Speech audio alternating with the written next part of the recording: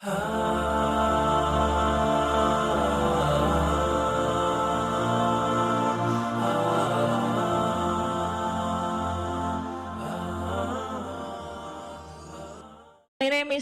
ismim Rahman.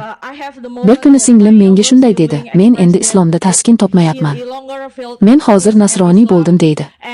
Men esa hayron bo'lib, "Ey singlim, nega bunday deding?" deb aytdim. Kim dedingiz? Meni singlim, meni kichkina singlim dedim. Singlim, iltimos baland ovozda gapiring.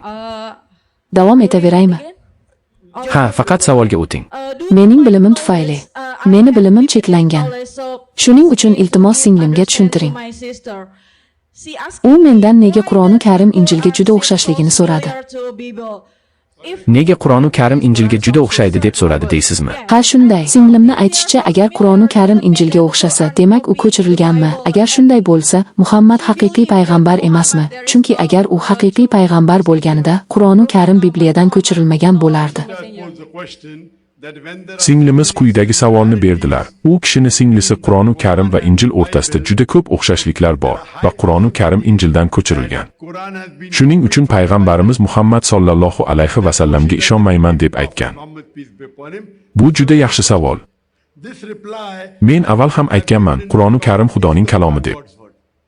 Shunday qilib, Qur'oni Karim Bibliyadan ko'chirilgan degan taxmin bor. Biroq tahlil qilib, men o'sha paytda bu mumkin emas degan xulosaga keldim. Men hozir sizga qisqacha qilib tushuntirib beraman. Agar Qur'oni Karim Bibliyadan ko'chirilgan bo'lsa, Bibliyada yuzlab ilmiy xatolar borligini bilasizmi?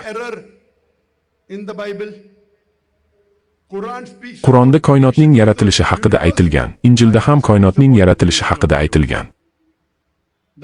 Muqaddas Injil kitobida aytilishicha, Qodir Tangri birinchi kuni yorug'likni yaratgan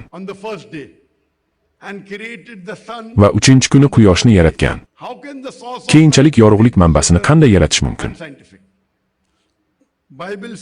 Muqaddas Injil kitobida aytilishicha, qudratli Xudo quyoshni, kunni boshqarish uchun ko'proq yorug'likni va oyni, tunni boshqarish uchun kamroq yorug'likni yaratdi. Bu ilmiy jihatdan noto'g'ri, chunki nursiz nur manbasi bo'la olmaydi.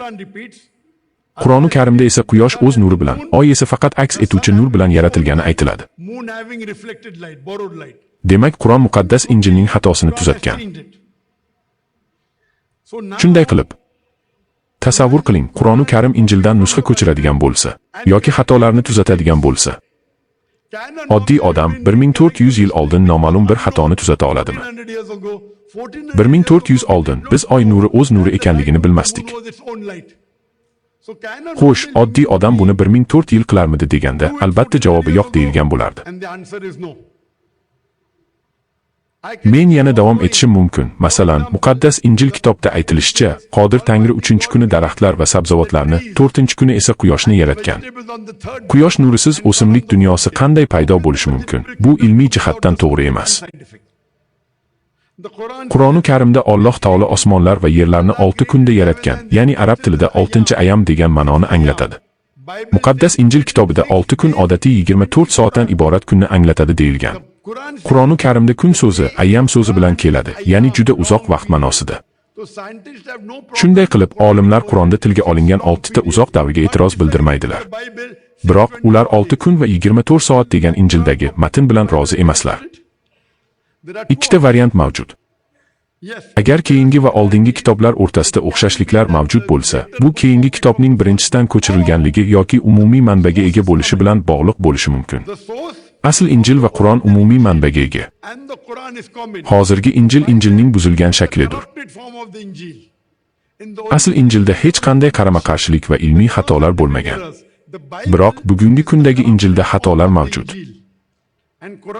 Qur'oni Karim esa Alloh taoloning asl, oxirgi va yakuniy vahiysidir. Injil esa Alloh taoloning avvalgi vahiysi bo'lgan Injildir, lekin uning hozirgi ko'rinishi buzilgan. Shuning uchun ham hozirgi Injilda qarama-qarshiliklar va ilmiy xatolar mavjud. U yerda payg'ambarning so'zi bor, tarixiy so'zlar ham bor, hamda Xudoning so'zlari ham bor, hatto pornografiya ham bor. Agar menga $1 million bersangiz va siz mendan Hizqiyoning 24-bobining 24-oyatini o'qishni so'rasangiz, men buni aslo o'qimasdim. $1 million emas, $1 million bersa ham. $1 million hech narsaga arzimaydi. Hatto $1 million bersa ham men buni o'qimayman, chunki u yerda odobsiz pornografiya bor. Boshqalar o'qishi mumkin, lekin men o'qimayman. Shuning uchun o'xshashlik bo'lsa, uni nusxalash mumkin, chunki o'xshashlik bu kitoblarda mavjud. Lekin xatolarni tuzatib bo'lmaydi. Buni hech bir inson qila olmaydi. O'sha paytda insonning o'zi bilmagan xatolarini qanday qilib tuzatish mumkin? Injilda yuzlab qarama-qarshiliklar, yuzlab ilmiy xatolar bor. Qur'oni Karimda esa hech qanday qarama-qarshilik yo'q. Shuning uchun siz uni ko'chirgan degan taxminingiz noto'g'ri. Qur'oni Karim Allohning oxirgi va yakuniy vahiysidir. Bibliya esa Injilning o'zgartirilgan versiyasi bo'lsa-da, Iso alayhisalomning ko'rsatgan yo'lidir.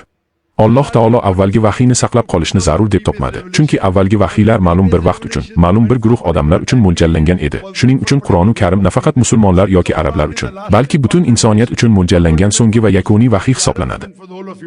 Alloh taolo Qur'oni Karimning Hijr surasining 15-bobining 9-oyatida shunday deydi: Biz Qur'onni yubordik va albatta biz uni himoya qilamiz deyilgan.